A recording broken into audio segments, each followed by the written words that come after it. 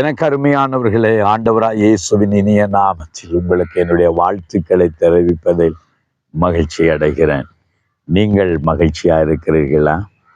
தேவன் இந்த நாளிலும் உங்களோடு கூட இருந்து உங்களை தேவன் மென்மேலும் ஆசீர்வதித்து உங்களை நன்மையினாலும் கிருபையினாலும் நிரப்புவாராக. ஆமென்.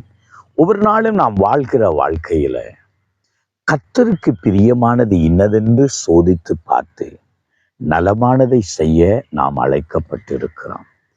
இந்த உலகத்திலே நாம் வாழ்கிற போது நமக்கு நாமே பிரியமாய் வாழ நினைக்கிறோம். நல்லதுதான். உங்களை நீங்கள் சந்தோஷப்படுத்துவது, உங்களை நீங்கள் நேசிப்பது அது தவறல்ல.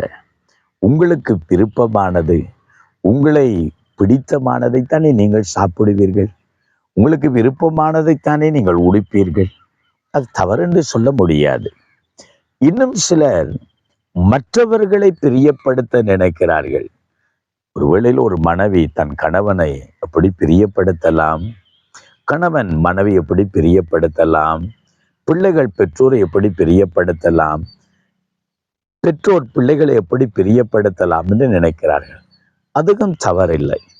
மற்றவர்களை பிரியப்படுத்த நினைக்கிறது, தங்களுடைய சொந்த குடும்பத்தை பிரியப்படுத்த நினைப்பது, அவர்களுக்காக வாழ்வது, அவர்களுக்காக உடுத்துவது, அவர்களுக்காக சமைப்பதெல்லாம் நல்ல விடயம்தான். ஆனால் இன்னும் ஒரு விடயத்தை புரிந்து கொள்ள வேண்டும். தேவனை நாம் எப்படி பிரியப்படுத்தலாம் என்பதையும் சிந்தித்து கொள்ள வேண்டும். சிலவழில் நம்மை நாமே பிரியப்படுத்த நினைத்து நம்முடைய தேவனை நம்ம துக்கப்படுத்திடக்கூடாது.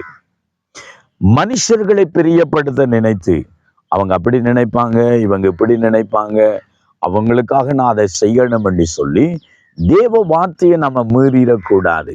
தேவ திட்டத்தை நம்ம விட்டுவிடக்கூடாது.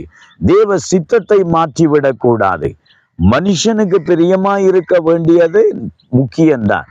மனிதனை பிரியப்படுத்த போய் தேவனை துக்கப்படுத்திடக்கூடாது. ஆகவேதான் தேவனுக்கு பிரியமானது இன்னது என்பதை சோதித்து பாருங்கள். உங்களுடைய தாய் தகப்பனை நீங்க துக்கப்படுத்த கூடாதுன்னு நினைக்கிறீங்க. உங்களுடைய கணவன் மனைவியை துக்கப்படுத்த கூடாதுன்னு நினைக்கிறீங்க.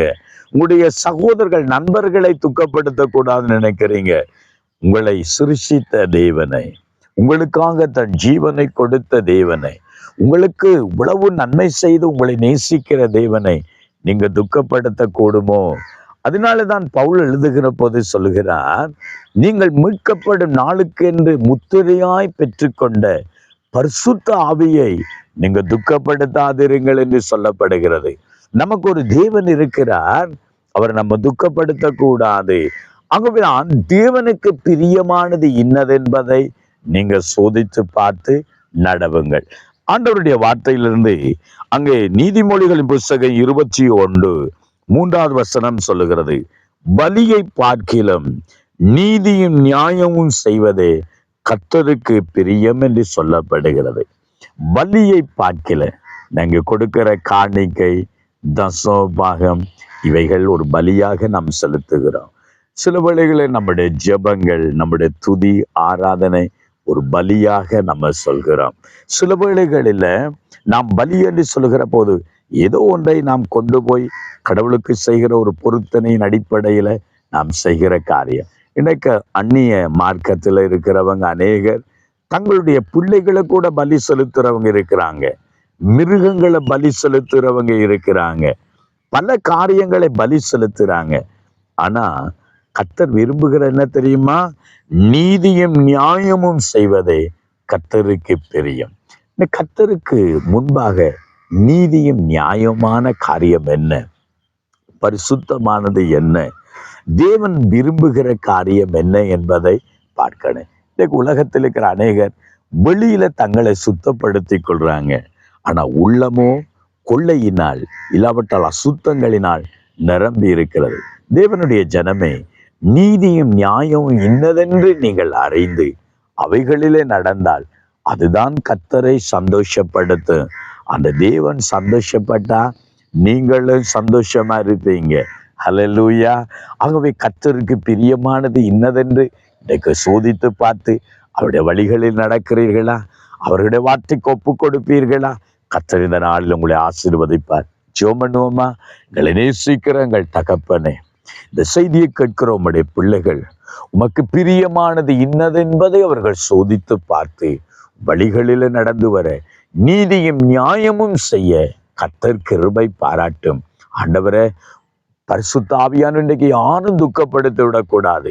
மனிதர்களை பிரியப்படுத்த போய் தங்களை தாங்களே பிரியமாய் வாழ நினைத்து தேவனை உம்மை துக்கப்படுத்தக்கூடாது.